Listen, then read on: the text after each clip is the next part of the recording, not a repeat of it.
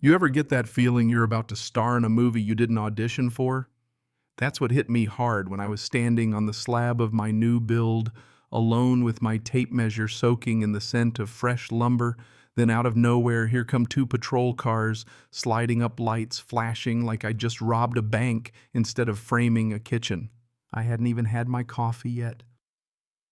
Not the kind of morning I was looking for. You know what I mean? I glance at Marlowe, my project manager and official sanity filter.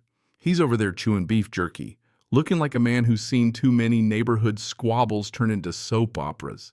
He gives me this "here we go" look, and before I can say a word, an officer steps up, friendly but careful, like he's ready for me to start tossing bricks. "Are you the owner?" he asks. I just point to the bright yellow permit card bolted by the temp fence and try to keep my tone polite because I can already smell a storm coming. Turns out the HOA over at Fairview Estates called in an urgent complaint, said I was breaking all their precious rules building without their stamp of approval. Urgent, I told the officer, urgent is a fire, not some clipboard king having a bad hair day. Marlowe nearly chokes on his jerky. The cops study my permits like they're deciphering the Rosetta Stone, nod, then mention a name. Branson.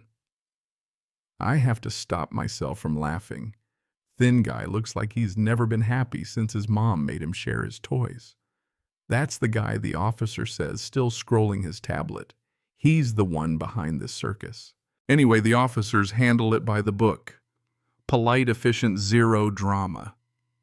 But no sooner have their taillights disappeared than a silver crossover glides up and idles at the curb. Window rolls down, there he is. Branson himself, wearing a golf shirt in 40-degree weather and clutching a clipboard like it's a police badge. "Good morning," he says, sounding like he'd like to inspect my table manners. "I didn't want to involve law enforcement, but you left me no choice." "Morning is about all you got right," I say, feeling my patience slip away. He launches into his speech about bylaws and mandatory reviews. I tell him flat out, "Branson, I don't live in your development. Your rules don't reach across town." But he won't have it. He's got minutes from his board meeting like that's anything more than a diary. He even offers me a stapled packet, lays it on the sidewalk like it's a subpoena, and points at my permit. Means nothing without our sign-off, he claims, real serious. Let me back up a sec. This whole mess started because I bought a corner lot nobody wanted. Edge of town birds outnumber people, the creek running where it wants. I grew up working framing and concrete, so building a house, part investment, part itch. My main place, a fixer at the end of a cul-de-sac, not an HOA in sight, thank the Lord. But up the hill, a few folks got organized, filed some papers, slapped a sign out front, Fairview Estates, HOA. Branson found his kingdom. Soon it's reminders on windshields, lectures about fence heights, threats about trash bins. He even tried to get folks to move them 3 inches to the left. Most neighbors ignored him, but the guy's got persistence. Then I pull a permit across town. Suddenly I get a violation notice in pink ink taped to my garage, threatening fines for building without architectural approval. 2 days later, a business card from the city's building inspector appears. When I drop by, he rolls his eyes, tells me Branson keeps flooding their inbox with emails trying to get my inspections denied. Not a city requirement, he says. We don't enforce HOA drama. I walk out of there annoyed, but also now I know I'm living in this guy's head rent-free. So I dig, pull property reports, check for declarations, hit up the recorder's office. In America, if someone wants to bind your land, they gotta do it right, record it in the chain of title. Turns out there's nothing. No covenants, no restrictions, nothing recorded. My property's clean. So I send Branson's association a letter, calm, factual, with maps, statutes, everything.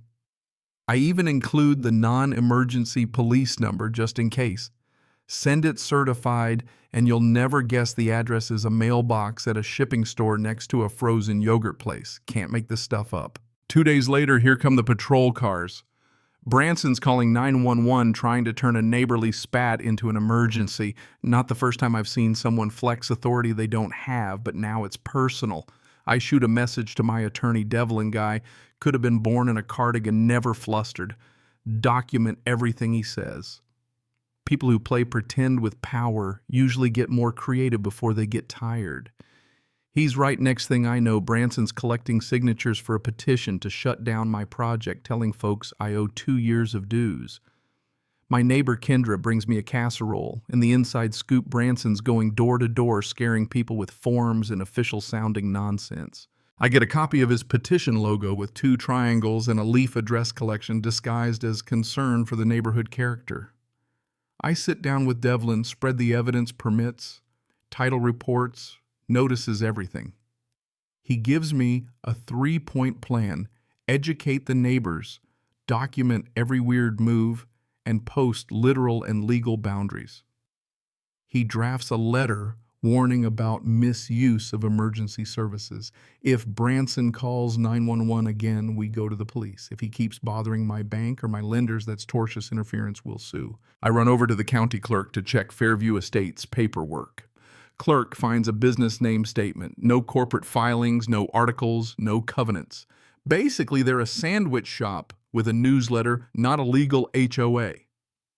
As I walk out, my phone buzzes: county assessor's office, then my bank. Branson's filing complaints about unregistered rentals and architectural violations, trying to freeze my loan. Thankfully, my loan officer's been around the block, flags it, forwards everything to Devlin. That night, Devlin fires off a letter so calm it's almost gentle, lays out the statutes, warns about tortious interference and 911 abuse. I finally get some sleep. But yeah, it gets weirder. Code compliance officer shows up, says there's a complaint about setbacks and drainage. We walk the site measure, chat about storms. He initials my permit compliant. As he's leaving, the silver crossover rolls by Branson, casing the place. Not long after, Marlowe finds another violation form stuck under the permit: architectural approval, blank lines, self-addressed envelope to the shipping store. I put it in a Ziploc bag, tack it to the post next to the pink notice. Artifacts of imaginary jurisdiction, I write. Marlowe laughs. You're turning this into a museum. Kendra invites folks over for coffee, asks me to explain the law. I bring handouts, spell out the difference between club bylaws and recorded covenants. Most folks get it. Harlan, the porch philosopher, admits he signed Branson's petition thinking it was about safety, not control. Another neighbor asks if she can just tell Branson to stop knocking. Absolutely, I say, and if he doesn't, you've got the law on your side. That afternoon, Branson calls, tries to work things out by inviting me to their review committee. I tell him, there's no trouble except the trouble you're making. He threatens fines, even a lien. Try it, I say, just don't get yourself in legal trouble. Don't become a case study. So now I'm documenting everything, dates, times, even scanning it all for Devlin. The build goes on, but the noise keeps auditioning. Then a licensing investigator drops by, another anonymous complaint, this time about unlicensed contractors. We show her all our paperwork. She nods, tells us to keep it handy. Patterns emerge. She says we get a lot of these. After she leaves, Marlowe shakes his head. At least their stories are getting more creative. Creativity's great for murals, I say, less for fake governments. You'd think it would stop, but Branson doesn't put the clipboard down. So Marlowe proposes the envelope test. We mail ourselves a little package, set up a doorbell camera just to see what happens. Sure enough, the mail truck drops it off, and not 10 minutes later, that silver crossover rolls up. Branson slips out, nabs the mailer, tucks it under his clipboard, and walks off like he's collecting evidence for a Netflix doc. We save the footage, send it to Devlin, and loop in a postal inspector. Now it's a federal issue. Postal inspector asks if I want to press charges. I just want it to stop, I say. He promises a warning letter. But Branson's still trying files. A lien notice sends threatening letters from the shipping store address. Devlin sharpens his tone, cites every statute under the sun, CCs everyone from the recorder to the Consumer Protection Office. Still, Branson calls a community safety meeting, tapes flyers around, tries to sound official. I go bring the evidence, and when Branson starts lecturing, I ask him point blank what gives his group authority outside their plat.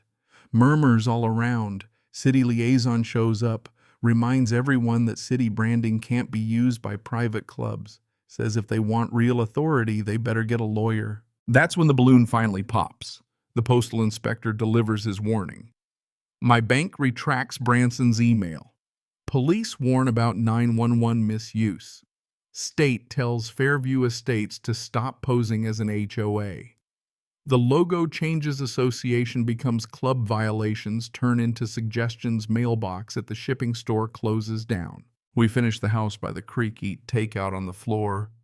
Pass final inspection. Branson drops off a note. I went too far. I was trying to help. I'm done. I keep it in my binder next to the pink notice and the fake approval forms. In the end, punishment was quiet.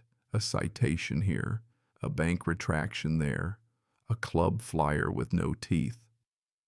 My neighbors relax, muffins reappear, and that silver crossover keeps its distance. Boundaries matter on paper in person and sometimes right across your driveway. That last evening, I looked out the kitchen window, watched the creek do its thing, and realized the best revenge is finishing your project, inviting everyone over and letting the law handle the rest in the background. So let me ask you, ever dealt with someone trying to turn a clipboard into a crown? Share your story.